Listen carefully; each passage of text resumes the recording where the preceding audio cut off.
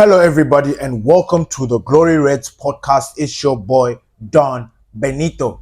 And today we are going to have a little bit of a chat, a bit of an update, injuries, what Ruben Amorim said in the presser, the Cunha deal, why Victor Osihmen. Remember yesterday I asked you guys, I was asking myself the question, what is it about Victor Osihmen and teams not wanting to buy him? I have an answer for that. Dialo is coming back to training. What does that mean? Does that mean our boy is going to be available for the first leg of the Europa? We are going to discuss all of that here. Welcome everybody to the Glory Reds podcast. The Cunha deal. Let's go. The Cunha deal is still going on. It seems like it's moving very, very well. Fabrizio Romano has updated us and said that the deal is still going very well. We are still waiting to finalize or find out whether the personal terms have been agreed. That's literally the last thing that that's the indication that the deal is progressing very well, is when we hear about the personal terms. But honestly, this Cunha deal is one of the biggest deals. It's right up there with Euro. It's right up there with when we bought Bruno Fernandes. It's a big deal. This player is huge. When I say he's huge, I'm talking about his potential. This guy is 25, but this guy has been in the game for a while. Matheus Cunha was playing in Spain. He was playing for Atletico Madrid. Yes, at the time, there was just no room for him and he was young. It made sense for them to sell him. But when he went to Wolves, you could see that he was in a small club. He needs a bigger club. A club where he's able to truly cement himself as a great or as a talented player or whatever you want to call it. And I think Manchester United is that next step for Cunha. Is he the right fit for Manchester United? Absolutely. If you look at the system that we have and what Ruben Amorim is trying to install in these players, Cunha is absolutely perfect for us. He can be a striker. He can be a number 10. Now, I know you're going to be wondering, why? We already have that. We've got Xerxes. But he's different. Unlike Xerxes, Cunha can score goals. I'm not saying that Xerxes doesn't score goals. And I'm not saying that Xerxes will not score goals in the future. But just based on what we've seen this season, the evidence that we've seen this season, he's probably going to need a little bit of help in that department to get him the goals that he needs. Xerxes is going to score goals at Manchester United. Like, he's going to score a lot of goals. Well, maybe a lot is stretching it, but he's going to be involved in a lot of goals. Now, between the two, Cunha and Xerxes, who do I think is going to score more goals than the other? I think it's Cunha. Because Cunha is that maverick player.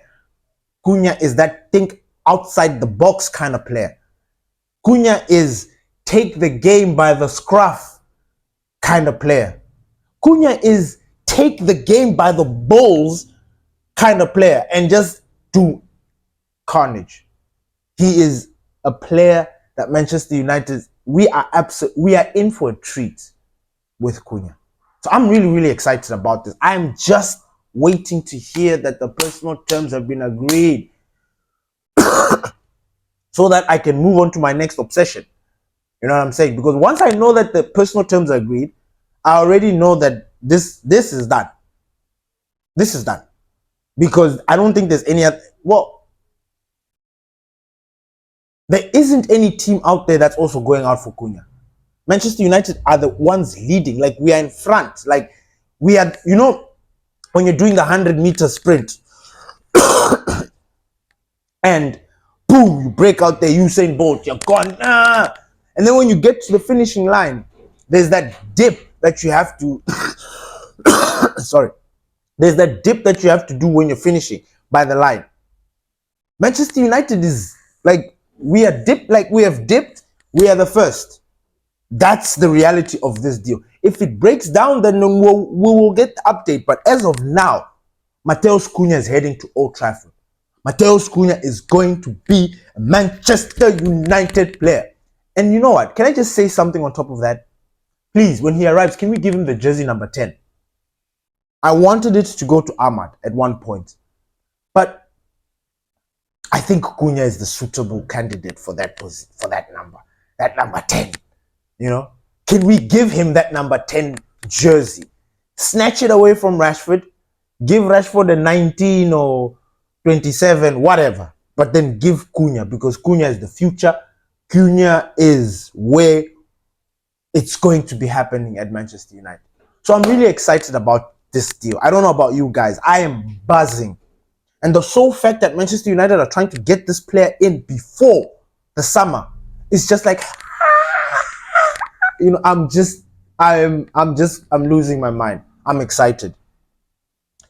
Yesterday, I asked a question to you guys, my fellow listeners, that what is the deal with Victor Osihmen? Why is it that Victor Osihmen, being the top striker that he is, one of the best strikers in world football right now, could easily put him in top five strikers, coveted strikers in the world? Victor Osihmen is in there. Yet, this player struggles to find a big club. I'm not saying Galatasaray is not a big club. I'm not saying that Napoli is not a big club. I mean, he did the things at Napoli. He won the Scudetto with Napoli. But then after winning the Scudetto, things just fall apart. Why? He's moved on. He had an issue with Napoli. Didn't want to train. You know, what's the deal with Victor Osihmen? Now he's in Galatasaray there. And yet again, nobody is in for Victor Osihmen. You think Real Madrid will be in for Osihmen because they need a striker. Miss me with this thing about Mbappe. Mbappe is not a striker. Mbappe is a winger that you're turning into a striker. Unless he has taken that role like Cristiano Ronaldo, fair. I understand. But right here, right now, you need goals. And Victor Osihmen provides that. Why is he not going to Chelsea? Why is he not going to Arsenal? Why is he not going to Bayern Munich or Porto or, you know, the top teams? What is Victor Osimhen's deal? Well, you know, when I found out about it, I just did this to myself. I'm like, Ben, you dumbass. How is it that you couldn't tell that this guy is looking for big wages? He's Nigerian. And I'm not saying that because he's Nigerian, he's looking for a lot of money. No. His circumstances are allowing him, or they are causing him to ask for high wages. And apparently he's looking for very, very high wages wherever it is that he goes. And that is the reason why a lot of teams are staying away from Victor Osihmen. Wages. Doesn't want to take a pay cut. I understand. He's 25. He's in his prime. He's due what he's owed. You know what I'm saying? Like, he feels that he should be earning more than what I guess. But again, Victor Osihmen has not been in and around the Ballon d'Or. Just African Player of the Year. So it's a very tricky one. It's a very tricky one with Victor Osihmen. I get that he's a top player. I get that he is, I don't know, he's special. But his wage demand is going to cause him to be playing in very weird teams if he doesn't get that thing sorted out. And that one is one thing that I'm just like, you know what? It's fine. It wasn't meant to be, because we've been linked to Victor Osihmen for years. Victor Osihmen, you know when we signed Dialo on that loan, I stupid me thought that this was a gap, or the gap that Africans are going to take to come to Manchester United, like strikers. And I don't know what it is. I just had this feeling because Dialo came there. I thought and I know it's very dumb or very naive of me to think this way, but because they're Nigerian, I just thought that maybe Dialo would have told Osihmen, like, yo man, go to Man United, bro. Like, that's where it's all. Dialo played with passion for us. I've never seen a striker, like in this past decade, I've never seen a striker want to be for Manchester United the way Dialo did. It was so beautiful. It is a dream for all of us Africans, young players. wanting to one day play for Manchester United. Dialo did. And during his time at Manchester United, you could see that this guy is living his childhood dream. And I don't know, for some reason, I just thought that Osihmen wanted to play for United. I really did. But turns out, he is okay with not coming to Manchester United. So that Osihmen story is still developing. We don't know what's going to happen at the end of the season. The season ends in a couple of weeks, man. 4 weeks, the season is done. As you know, right now we are approaching the finals, stages of finals. So many finals. FA Cup, Copa del Rey, there's so many cup finals, league ending games and stuff. So it's going to be very interesting to see how everything comes together. I want to apologize because yesterday I absolutely butchered this guy's name. And if you noticed, yeah, sorry. But yesterday I kept referring to this player as Anderson, and it is not Anderson. I got it wrong, and I apologize for that. It is Ederson. Ederson. The same like the goalkeeper for Man City, just spelled differently, I think. Yeah. Ederson is also another deal that's heating up for Manchester United, and I'm also excited about it. He's a midfielder, defensive midfielder. If we ever, and I know I was one of the people that said this, and you know what? I don't take it back because Ugarte is that man. He is him. Ugarte was supposed to be Casemiro's heir, right? Heir apparent, the guy that was going to come there and take over. But I think watching Ugarte over this season, I think it is clear to us that Ugarte is not your specialty defensive midfielder. Like he's not your traditional Fernandinho, your traditional Dembele, your traditional Casemiro, because Casemiro was a destroyer. You know, he was right there at the base. And then those other two midfielders, he's not your typical Rodri or Zubimendi or Caicedo or something like that. He's different. He's more of a box-to-box, which I kind of got annoyed the more I started watching Ugarte, because I'm like, I think we were sort of deceived in the player profile. We knew that Ugarte wins balls. We know that. And I'm not taking away from his football. Please don't misunderstand me. I'm not saying that Ugarte is bad. But Ugarte finds himself pushing forward more often than not. And when it comes to tracking back, yes, he tracks back, but can he do that the whole freaking game? He needs help. He will tire, which is why Ruben Amorim has tendencies of substituting Ugarte. Ugarte doesn't finish games, and you'll be like, whoa, why did we buy this player? I need this guy to finish this game. I need him. But then you deepen, and then you understand that, no, this is bigger than, because you look at what Ugarte does on the pitch. Oh my God. Oh my God. This guy runs like a madman. This guy tackles. This guy wins balls. This guy is just, I don't know. Now, the player that Manchester United are trying to bring in, this Ederson from Atalanta. Oh, wee. Oh.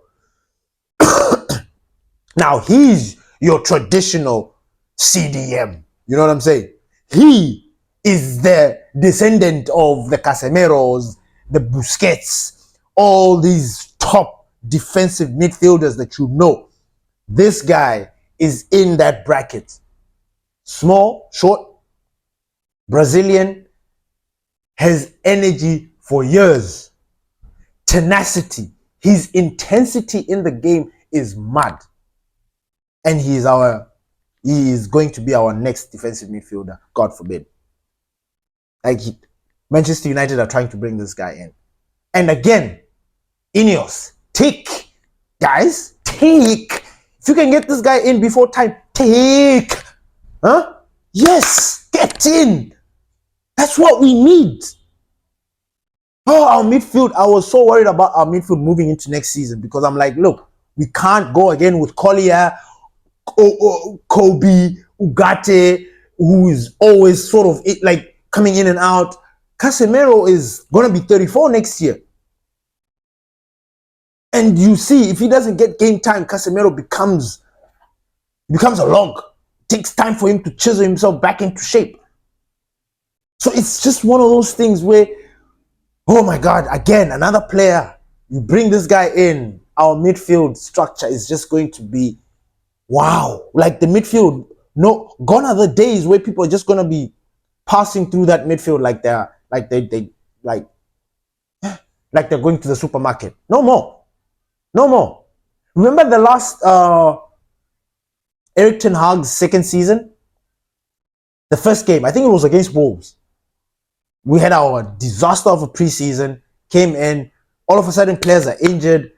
In fact, okay, we thought that the guys were going to come in and do a job, but then that first preseason game against Wolves, we won the game, but oh my God, we were like, oh, do you remember how Cunha was causing terrorism at Old Trafford that day?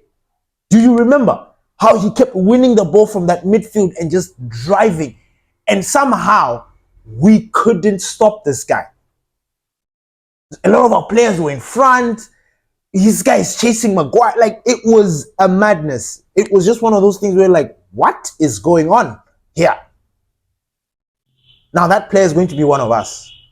And then that issue of people just passing through our midfield as though it is a free market or whatever the fuck they think it is. That shit ends when we bring Edison in. It ends. It stops. Kaput. Done. Finito.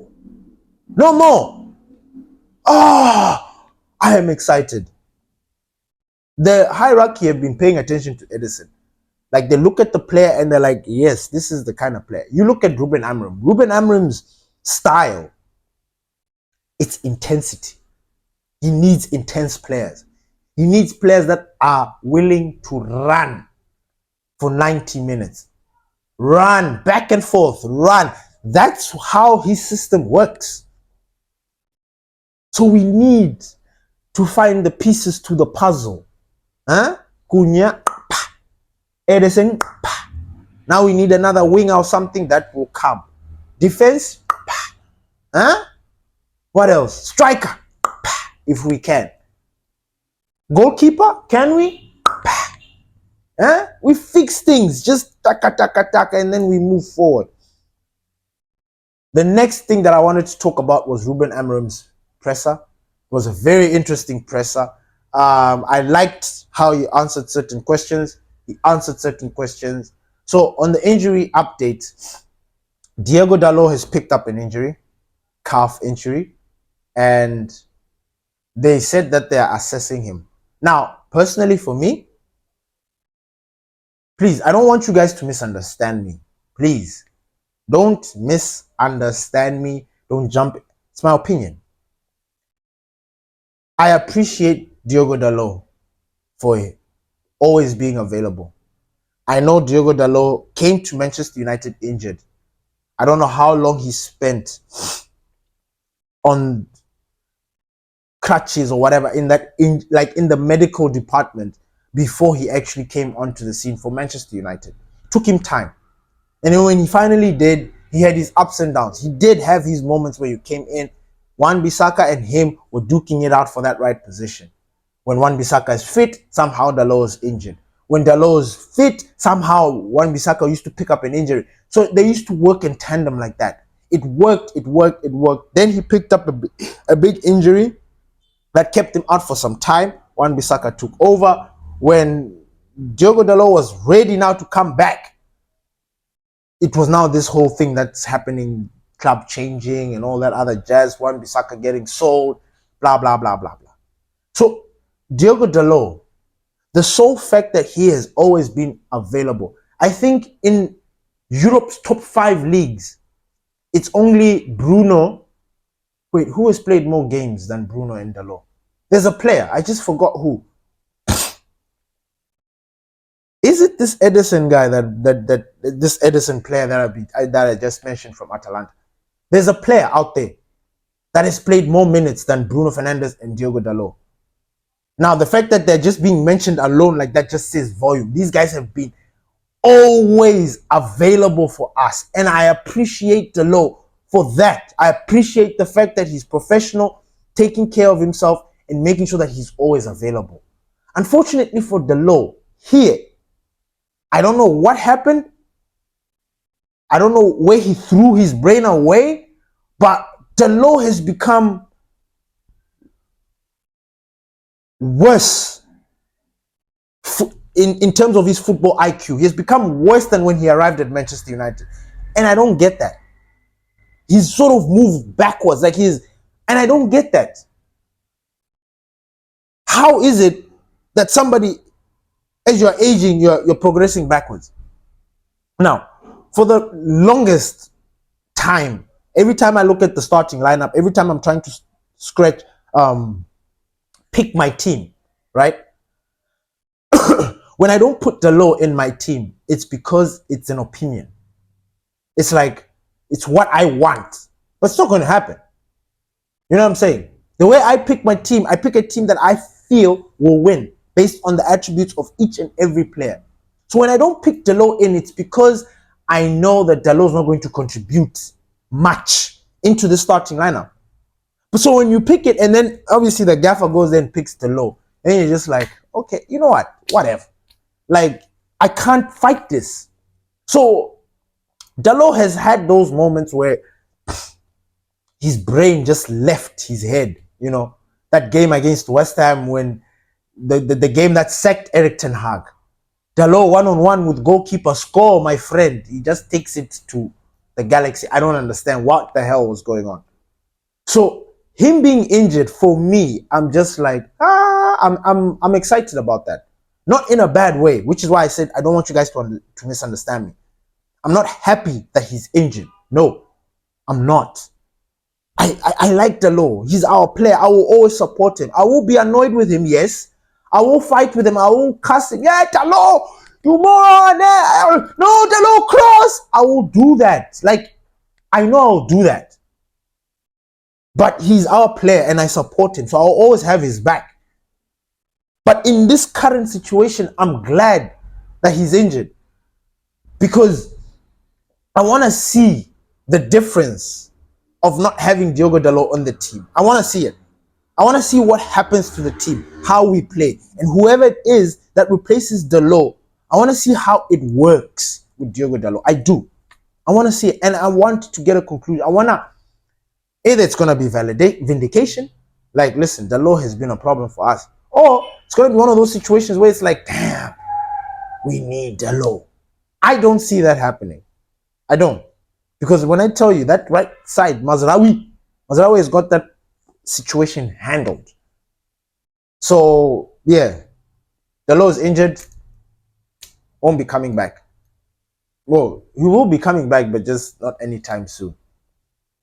And then Ruben Amorim was asked about Cunha. And, you know when you're seasoned in watching press conferences and reading in between the lines and looking at body language and all that stuff, you know, when I saw the gaffer's answer yesterday, I couldn't help but laugh. You know, I couldn't help but feel like, wow, you guys are really doing the Cunha deal. Like, the Cunha is going to be a United player. Like, wow. So he was like, and he was asked about Cunha, and he was like, I don't want to answer any questions about Cunha now. Then I'll have to answer about every. The way I heard it, I thought it was like, he doesn't want to have to answer any other question about Cunha moving forward, because if he answers this one, then every interview, press conference he's going to have, it's going to be an update on Cunha. What's going on with Cunha? How far are you progressing with getting this player to Manchester United? So I think he's trying to avoid that. Or he's also saying that, look, I don't want to mention Cunha now, and then, like, with every signing, I have to talk to you guys. Now, we want to keep these things secret. not secret. It's out there. Everybody knows what's going on. You just want people from Manchester to actually say it. Like they want Ruben to say, yes, we are in for Cunha. I'm excited. You won't get that. You won't get that. Not when the season is still progressing. Not when we are playing in the Europa. Not when that's happening. So forget that story. Another injury, De Ligt is still out. I don't know how long it's going to take for De Ligt, but let him take his time. He has served us very well throughout the season. Like, De Ligt has been a very good signing for us, a dream signing for me. Almost like those fantasy signings where you're like, if this guy can come to Manchester, I'll be so happy. He's there. He's picked up an injury. I'm glad. I'm just like, take good care of him and make sure that he gets back strong. Another defender that is injured is Heaven. Aiden Evan is injured. Ruben Amorim said that boy is not yet back. So which leaves us with Maguire, Euro, Friedrichsen, Lindelof, Mazraoui.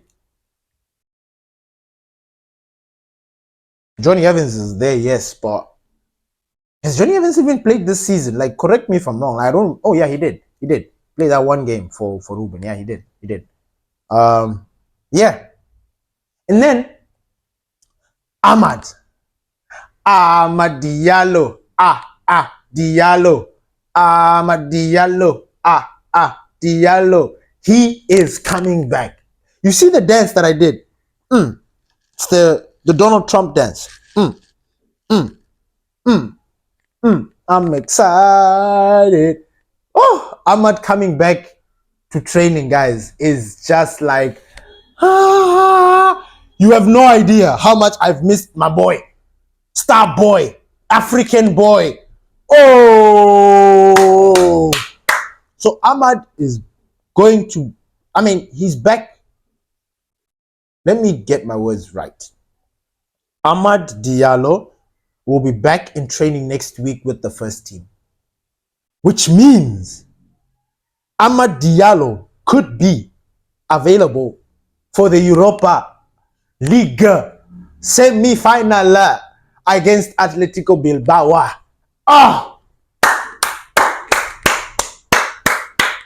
I'm excited. I am happy. Ahmad is like 3 people and Manchester United. In that front three, Ahmad is 3 people. When I say 3 people, he does everything that you want him to do. And he hits it on the mark every time. And we have been lacking in quality when it comes to our forward players. I don't know what to do. Like, first of all, I'm excited because it means Ghana chows bench. Ghana needs to chill. Ghana needs to relax. Focus. Like, he needs to relax. Ahmad comes back into that position. Whether it's going to be Xerxes or Mount, I don't really have a problem with that. Yeah, it's that 10 position that I'm just like, So, and then on this side, since Diogo Dalot is injured, you just put Mazraoui in that wing back position, and then the defense will sort itself out. You can put Friedrichsen with Maguire and Euro. Like, I'm not worried about the defense. It's those positions where we need more attacking intent. Every time we have Dalot in this position, I'm just thinking to myself, oh, when Dalot's playing parallel to Dogu, and I'm just like, Dalot, are you watching what Dogu's doing? Can you just cross, please? Cross! Get the ball, cross! Just put it in! Stop! I'm always losing my mind with Dalot because of a cross. I'm not doing that anymore. So I'm excited that Ahmad is back. This is the necessary boost that we needed. You guys have no idea. Going into that Bilbao game without Ahmad and actually some key players can be very, very tricky. They are not a pushover team. Yes, we have an advantage because they've picked up a couple of injuries, and I'm going to be monitoring them this weekend. I watched them against Real Madrid. They made Real Madrid struggle. By the way, Real Madrid scored their goal the last minutes, like 90, if I'm not mistaken, or I forgot. But and it was Valverde. It was a volley. But before that, those guys were held Real Madrid. Now I'm not saying that Real Madrid are, because this whole season I've said they ain't shit. We ain't shit too, but I don't think we are that bad. I don't think. I think with our players we can actually cause some sort of issue for these guys. Anyway, we'll wait and see. But Amad Diallo coming back is a huge boost. The biggest boost. You guys know it. We've been lacking in goals. We've been lacking in creativity. We've been missing those one-on-one take-ons. We've been missing Ahmad going to that bar line and putting in the ball just for simple tap-ins. We've been missing it. So I'm excited about Ahmad coming back. And this just takes us into this whole thing about the Europa. The Europa is now it. The gaffer said it. The Europa is the focus. This weekend, don't be surprised if we get just like we played against Wolves. Because we have to prep. We've got the Bilbao. We need these players ready. You know what I'm saying? First leg, we need good results. So that second leg, we just know that we're cruising into the final. So this is it, all or nothing, and it's quite cool that we have injury boosts. Certain players are coming back. We are playing good football. Manchester United is playing good football. I'm not gonna sit here and listen to anybody that's gonna come here and say we don't even know what Manchester is. You're lying. We are playing good football. We just need the right players. But we are doing the business. The football that Manchester United is playing is good. And I really am worried. I'm worried for other teams next season. I really am. Because if we can get the players that we want, it's a wrap. You guys are going to be like, you guys are going to be shocked. Don't be shocked. Even rival fans, don't be shocked. Don't. This time when you guys were shitting on us, losing, the gaffer managed, he talked about this losing that we've been doing. Don't get it twisted. If we don't get relegated, we're still here next season. And boy, oh boy, Manchester United next season. Anyway, we'll see. If we can just get people that can score goals to replace the people that we have now. Our defense is not. Trust me, our defense is good. We can add if we want, because Lindelof is going to leave, Evans is going to leave. Who else? So we'll probably need to bring in another top-class defender. I don't know who, but we will need to bring a defender. So we bring one in. The defense is not. The goalkeeper situation, you see, that's another story. But we know that Ruben Amorim is looking to replace Onana. Onana is buying a mansion in Manchester United, in Manchester, for 3.1 what? What does that tell you about the situation? Does that tell you that Onana is like, look, I'm a Manchester United player. For as long as I'm a Manchester United player, I ain't going anywhere. I'll buy a house. I'm going to stay here. And I'm just going to live with my wife and kids. And until the club decides otherwise. Is that the situation that we're going in right now? I don't know. Thank you, everybody, for listening to the Glory Reds podcast. And it's me, Don Benito. Peace.